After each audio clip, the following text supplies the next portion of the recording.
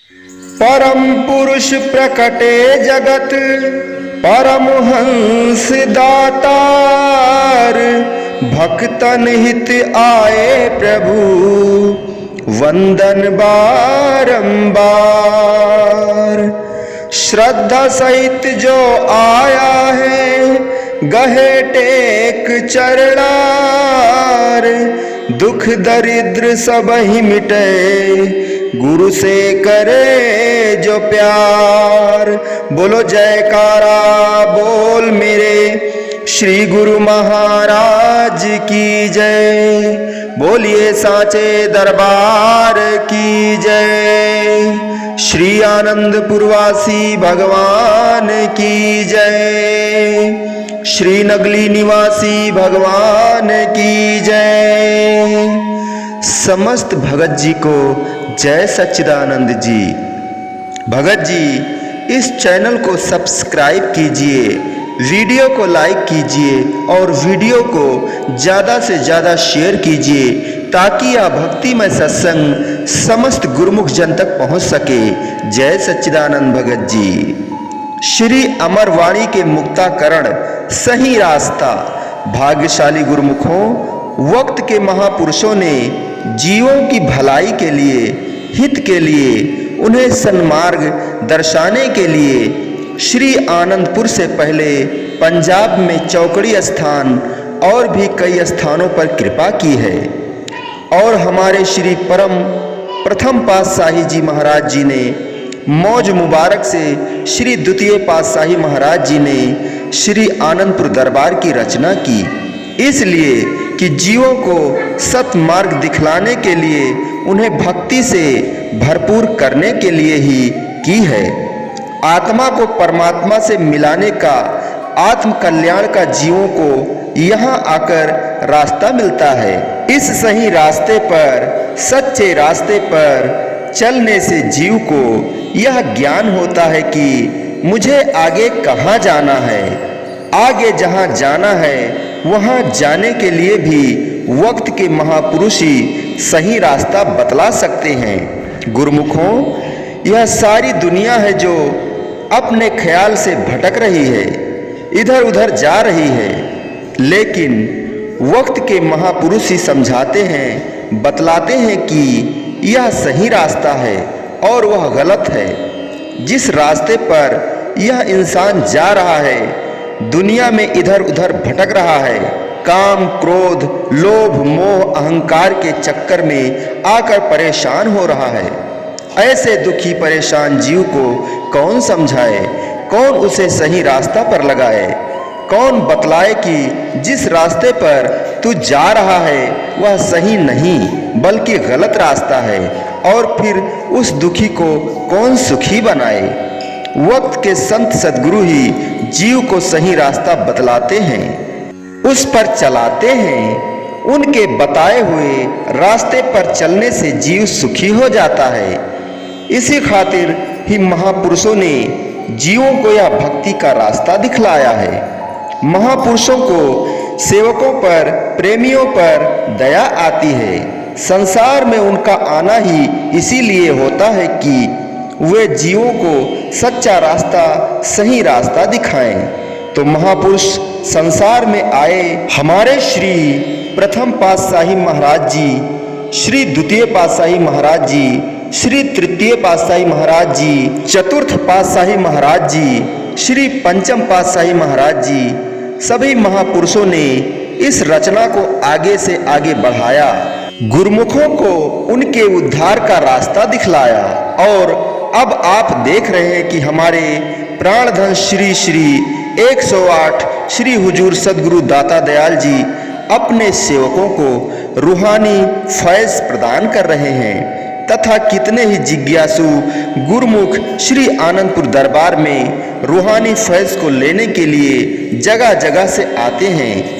क्यों आते हैं? क्योंकि उन्हें यह ज्ञान हो गया है कि श्री आनंदपुर दरबार भक्ति परमार्थ का एक लसानी दरबार है। तो गुरुमुख जन यहाँ आकर रूहानी फैज़ उठा रहे हैं। हमारे श्री परमहंस दयाल जी महाराज जी ने नाम भक्ति का ऐसा भंडार खोल दिया है जिसको पाकर हर गुरुमुख अपनी मंजिल पर पहुंच सकता है, अपना कल्याण कर सकता है। इसी प्रकार एक प्रसंग आया है कि एक सूखते हुए वृक्ष ने दूसरे हरे वृक्ष से कहा, देखो भाई, जब मैं हरा था, मुझ में फूल लगते थे, फल आते थे, तब लोग मेरे पास झोलियां लेकर आते थे, सेवा और सत्कार करते थे। आज जब मैं सूख गया हूं तो वही लोग कुल्हाड़ी लेकर मुझे काटने आ रहे हैं। दूसरे हरे वृक्ष ने उत्तर दिया, मित्र, तुम्हारी सोच उत्तम नहीं है। यह सोचने की अपेक्षा तुम्हें यह सोचना चाहिए कि मेरा जन्म और मृत्यु दोनों ही सार्थक हुए। जीवन भर मैंने सबकी सेवा की और अब अंत में सूखने पर भी उनके काम आ रहा हूँ। अब भी उनकी आवश्यकताएं पूरी करने में समर्थ हो रहा हूँ। धन्य है वे परोपकारी सज्जन जो अपना सर्वस्व अर्पण कर दूसरों की सेवा में मर मिटते हैं। उक्त उदाहरण से हम समझ सकते हैं कि मनुष्य की सोच यदि श्रेष्ठ और सकारात्मक है तो उसे प्रकृति से कितनी मानसिक एनर्जी प्राप्त होती है।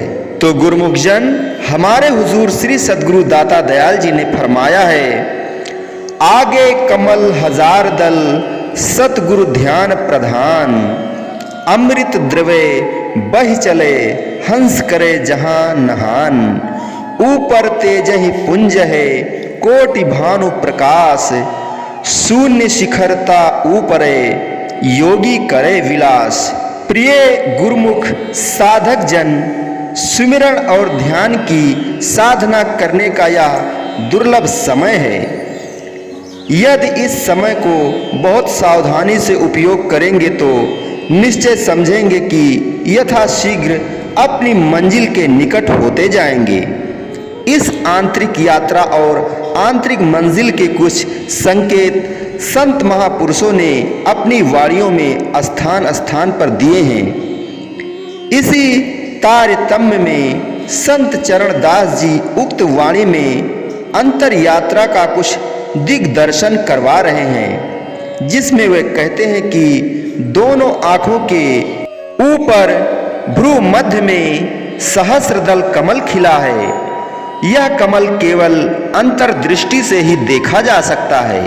हाथ, पैर, नाक, कान आदि 10 इंद्रियों सहित शरीर को पिंड देश कहते हैं, जिसका विस्तार दोनों आंखों के मध्य में छठे आज्ञा चक्र तक है। मनुष्य की सुरति अधिकतम इसी पिंड देश में रमण करती है। इस प्रकार बाहर ही भटकती रहती है, जहां पर दुख और अशांति का पसारा है। हम सब सुख, शांति और परम पद के इच्छुक हैं। यह परम आनंद और परम पद पिंड देश के ऊपर स्थित है, जिसे पाने के लिए हम सब इस समय भजन अभ्यास करने लगे हैं। भ्रू मध्य में अपनी चित्तवृत्ति को स्थिर करने का अभ्यास कीजिए। पहले सहस्रदल कमल का दर्शन होगा, जिस पर इष्ट देव सद्गुरु का निवास है।